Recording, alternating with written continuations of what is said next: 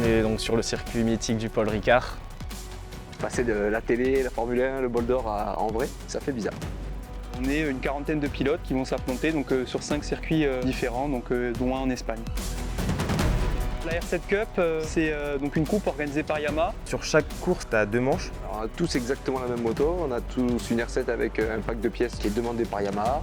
Elles sont stock, donc on ne touche pas au moteur. Il y a juste un kit, donc carénage, ligne de peau.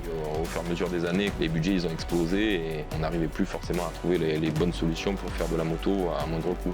Donc j'ai trouvé cette formule qui était vraiment bien dessinée, on va dire.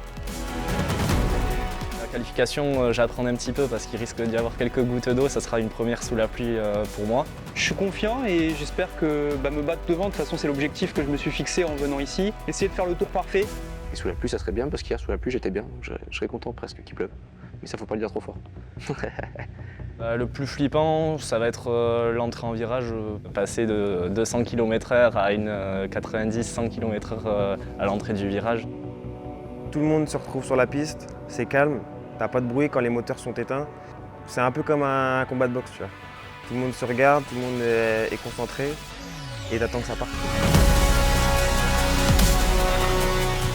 Mécanique, il y a des risques, on le sait. Donc tu sais que tu vas pousser tes limites, tu sais que la chute elle est possible. Le but c'est de se faire peur souvent. Il vaut mieux moins marquer de points et finir la course que de vouloir à tout prix faire un podium si t'en es pas capable. Personnellement, moi quand je tombe, je fais une grosse chute ou quoi, j'ai envie de remonter sur la moto pour passer un cap et me dire qu'en fait on peut le faire et qu'on veut toujours aller plus loin, plus vite. Ça fait partie des risques et on ne pense pas quand on est sur la moto forcément. Ouais, tu vois, je suis plutôt du style à rigoler, parler un peu pour justement évacuer le stress. Et après, une fois que tu as mis le casque, tu sais que tu vas partir pour faire un chrono. C'est vraiment le pilotage du pilote qui fera la différence sur cette compétition. J'ai été surpris quand même que tout le monde roule vite d'entrée de jeu. Je pensais pas qu'il y aurait autant de rivalité en début de course, quoi. Là, les 2 premiers tours de chauffe, Polesso qui m'a fait directement les freins au bout. Quand il m'a doublé les premiers tours, forcément je regarde où il passe, forcément je regarde ce qu'il fait. Quand il le fait, ça va vite. Franchement, ça a été une très très bonne expérience. C'est la première fois que je menais une course du début à la fin. Et je remercie d'une bonne manière toute mon équipe.